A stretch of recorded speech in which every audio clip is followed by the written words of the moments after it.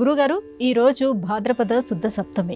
దీనిని అముక్తాభరణ సప్తమి అని కూడా అంటారు కదా. దీని యొక్క ప్రత్యేకత ఏంటో తెలియజేస్తారా? అముక్తాభరణ సప్తమి వ్రతం ఒక ప్రత్యేకమైన వ్రతం. స్కాంద పురాణంలో ఈ వ్రత ప్రస్తావన ఉంది. ఇల్లాలు ఆభరణాలు ధరించాలి, యజమాని కూడా ఆభరణాలు ధరించాలి. ఆభరణం లేకుండా ఏ అర్చన చేయకూడదు. గృహస్థు అనగానే అంగుళికం ధరించాలి, ఒక ఆభరణం. అంగుళికం లేకుండా ఆచమనం చెయ్యకూడదు, దోషం. అది ఆచమనాన్ని, ఆ పుణ్యాన్ని మనకు రాకుండా చేస్తుంది. అలాగే ఇల్లాలు ఆభరణాలు లేకుండా వంట చెయ్యకూడదు. ప్రధానంగా ధరించే ఆభరణాలు కాలికి పసుపు, చేతికి గాజులు, నుదుటన కుంకుమ బొట్టు, కంటికి కాటుక, శిరస్సులో పువ్వులు. ఈ 5 ప్రధానమైన ఆభరణములు. ఇవి కాకుండా కర్ణాభరణములు, కంఠాభరణములు, హారములు, ఇవన్నీ అనేకం. అముక్తాభరణ సప్తమి వ్రతం అనే ఈ వ్రతం పేరిట శివపార్వతులను పూజించి, పార్వతీదేవికి పరమేశ్వరుడు సమస్తమైన ఆభరణములను ఎలా అందించాడో అలాగే గృహిణికి, గృహస్థు చిరునవ్వు అనే ఆభరణాన్ని అందించాలి.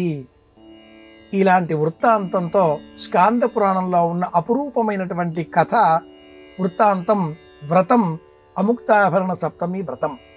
ప్రాచీన తెలుగు కావ్యాలలో పింగళి సూరను రచించిన కళాపూర్ణదే ఒక మంచి కావ్యం. ఆ కావ్యంలో ఉన్న కథ సుగాత్రి శాలీనుల కథ. సుగాత్రి ఆభరణాలు ధరిస్తే శాలీనుడికి నచ్చేది కాదు. నిరాభరణగా సహజంగా ఉండేటటువంటి చిరునవ్వు అనే ఆభరణం ధరిస్తే శాలీనుడు మురిసిపోయాడు.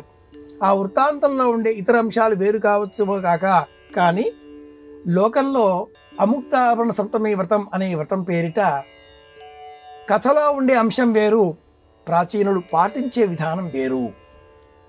సప్తఋషులను పూజించిన అనంతరం వియన్ మండలంలో ఉండే మఘా నక్షత్రం, జ్యేష్ఠ నక్షత్రం, ఆర్ద్ర నక్షత్రం, ఈ మండలాలను పూజించి శివపార్వతులను అర్చించి దంపతులకు తాంబూలం అందించడం. అలాగే అవకాశం ఉన్న చోట కొత్త నగ ఒకటి సంతరింపజేసుకోవడం, సమకూర్చుకోవడం అనే లక్ష్యంతో ప్రాచీనులు ఈ వ్రతాన్ని ఏర్పాటు చేశారు. నగలపైన మోజు ఉండకూడదు, కానీ నగలను కొంత మనం సమీకరించి పెట్టుకోవాలి, ఉపయోగపడతాయి అనే అంతరార్థం బోధించే విధంగా కథలో ఉండే వృత్తాంతం వేరు, కథ వేరు. సుమతి, సుశీల అనే యువతులకు సంబంధించిన కథ అలా ఉండగా, శివపార్వతులను పూజించి ఆచార రూపంలో నగలు ధరించే విషయం అనే విషయంలో ఉండే అంతరార్థాన్ని, అవసరాన్ని ప్రాచీనులు కథల పేరిట ఇలా బోధించారు. ఇది అముక్తాభరణ సప్తమి వ్రతం ఆచరణలో ఉన్న విధానం.